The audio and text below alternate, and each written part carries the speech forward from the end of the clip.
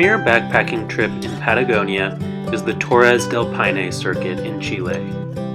For roughly 80 miles, this world-class route makes a complete circle around the compact Cordillera del Paine, Spanish for Paine Mountain Range, located in the heart of this national park.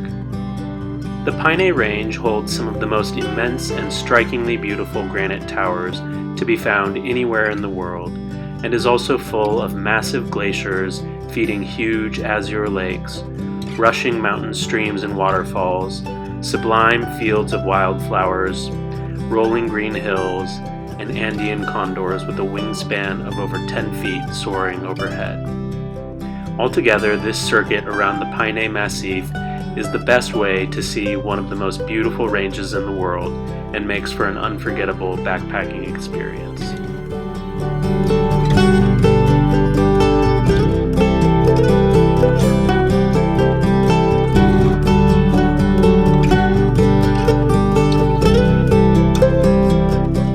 The name for the park comes from Torres, the Spanish word for towers, and Paine, which means blue in the indigenous Aonikank language. The Paine Massif is a sub-range of the Patagonian Andes, located at the southernmost tip of South America. This enchanting, primordial, wind-swept, and glaciated mountain landscape is one of the most diverse and unique regions in the world. It is surrounded on the west by a labyrinth of lush fjords, and on the east by a vast desert-like Patagonian steppe. The park sits on the southern edge of the southern Patagonian ice field, the third largest ice field in the world after Antarctica and Greenland. Known as the Campo Hielo del Sur in Spanish, the ice field stretches to over 250 miles long and 25 miles wide, and is as much as a mile deep in places. The ice field feeds 4 major glaciers that are contained in Torres del Paine Park, the largest of which is Glacier Grey. The tallest peak in the Paine Range is known as Cerro Paine Grande, which stands at 9,462 feet.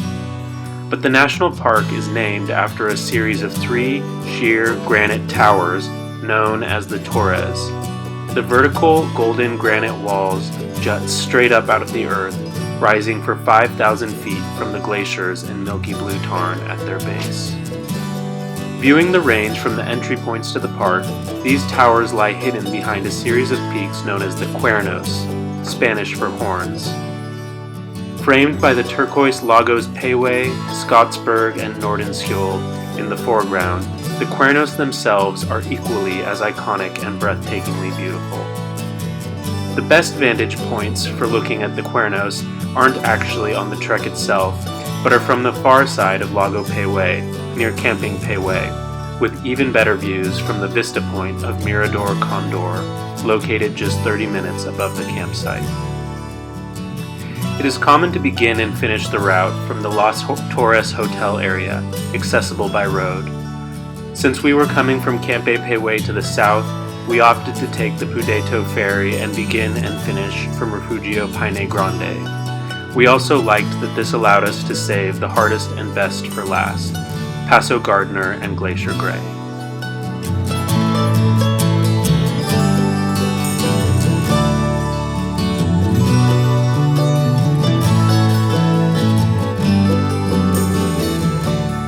The walk from Refugio Paine Grande to Campamento Italiano is a short, easy stroll through rolling grasslands and along the shore of the small Lago Scottsburg.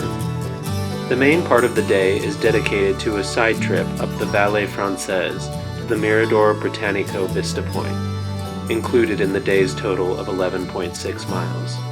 The lookout closes at 4:30 p.m., so it is important to catch the 9 a.m. ferry and get to camp quickly.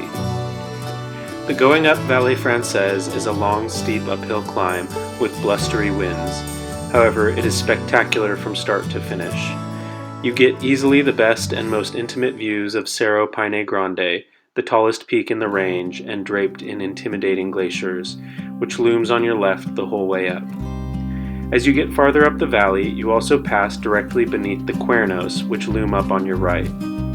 About halfway, you pass a first vista point, Mirador Française, and by the time you reach the final vista point, Mirador Britanico, you stand at the head of a valley where you are surrounded by an amphitheater of peaks like no other. The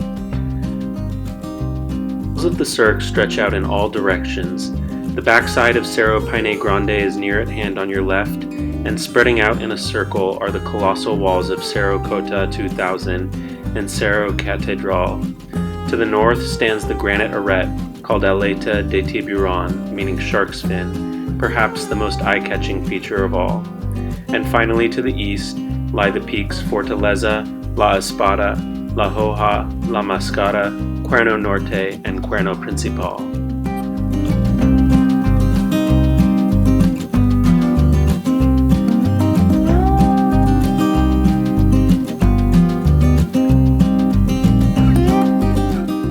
This day is longer than it looks on the map, with lots of circuitous ups and downs as you work your way alongside the long northern shore of Lago Nordenskjold, directly beneath the Cuernos. The views of Lago Nordenskjold are consistently stunning as you look out across the rolling green hills to the south and the ominous glaciated peaks out west. At parts you even briefly walk directly across its pebbled beach. As you head east and north, you notice that the landscape transitions significantly into drier and more golden brown hills. The goal is to reach the refugio that is nearest to the main vista point for the Torres, which is currently Refugio Chileno, since the Campamento Torres has closed indefinitely since 2018. To reach the viewpoint at the base of the Torres, you need to take another side trip off from the main circuit trail, this time up the Valle Ascencio. Refugio Chileno is located 5 miles up this spur trail, over halfway up to the viewpoint.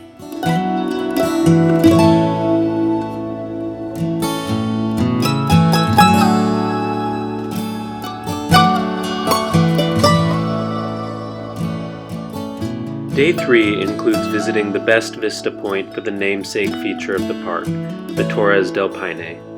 If you want to see the towers at their most spectacular, and with less chance of them being covered in clouds than later in the day, you should set out as early as possible. The best way to see them is to be at the vista point by the time the sun rises. To do this, you should leave Refugio Chileno between 3:30 a.m. and 4:30 a.m., depending on your hiking speed. Aim to arrive at the vista point by around 5:45 to 6 a.m. The view from the Mirador is magnificent, with the 3 perfectly vertical golden towers rising like spears across from the frigid glacial lake in front of you.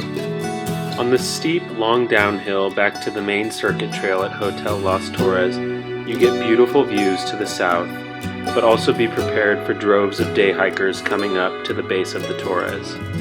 After getting back to the main circuit trail, leave the crowds behind and hike along private wooded pastures and meadows toward Campamento Seron. After you come out of the woods, the hike becomes superbly beautiful as you drop down the hill and down into the aptly named Valle Encantado, meaning Enchanted Valley. This idyllic valley is blanketed in white wildflowers as far as the eye can see, and features the beautiful broad Rio Paine meandering through its center, whose course you will be following for the rest of today and tomorrow.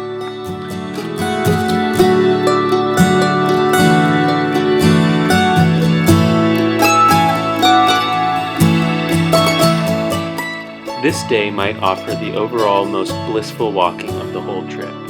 You are now in the backcountry of the park, far away from crowds, and you follow the course of the picturesque Rio Paine the whole way, before ending the day at the base of Lago Dickson, with the jaw-dropping Glacier Dickson pouring into its waters at its head.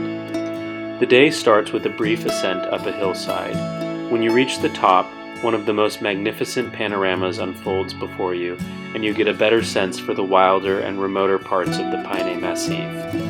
With Lago Paine framing the foreground, the views of the backside of the Paine Massif on your right are stunning, and you get glimpses of the peaks and glaciers in Bernardo O'Higgins National Park, bordering Torres del Paine to the west, and Argentina's Los Glaciares, bordering it to the north.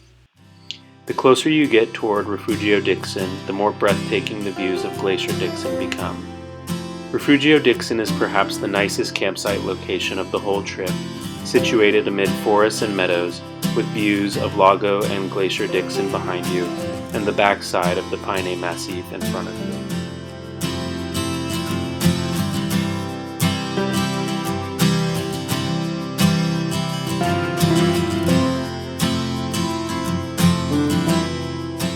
This is the shortest day of the whole trip. It's tempting to combine this day with the previous day, which in theory is feasible. However, the reservation system forces you to take 2 days. So enjoy a short rest day that briefly climbs uphill in order to set you up at the base of Paso John Gardner, which you will tackle tomorrow. When you begin the uphill toward Campamento Los Perros, be sure to look behind you frequently for even more stunning views of Lago and Glacier Dickson. The campsite takes its name from the nearby Glacier Los Perros and the Rio Perros that it feeds, whose course you follow as you make your way toward the camp. While you can't see the Glacier Los Perros from the campsite itself, you pass a perfect viewpoint of the glacier and the milky blue lake below it a mere 10 minutes prior to reaching the campsite.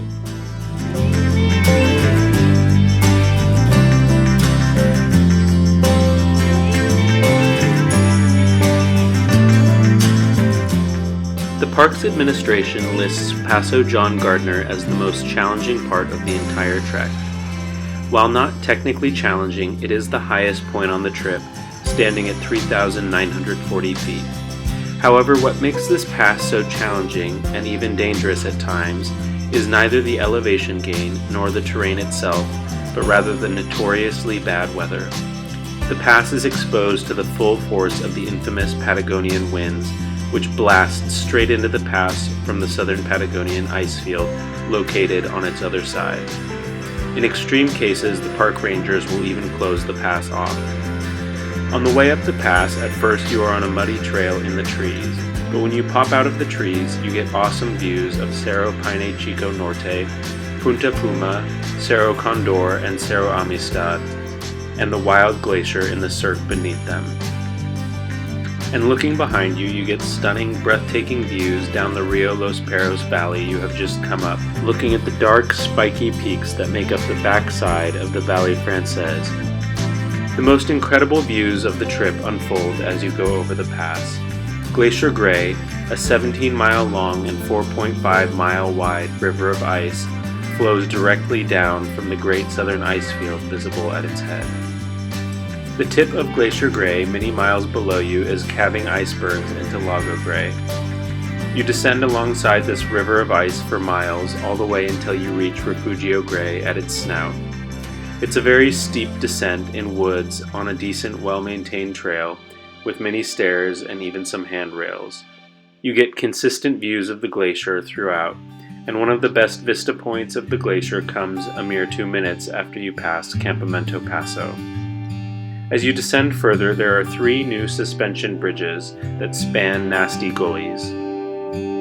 When you reach Refugio Grey, be sure to also take about 10 minutes to wander out over to the vista point just behind it in order to get up-close views of the snout of Glacier Grey and the many icebergs it calves here into this miniature bay.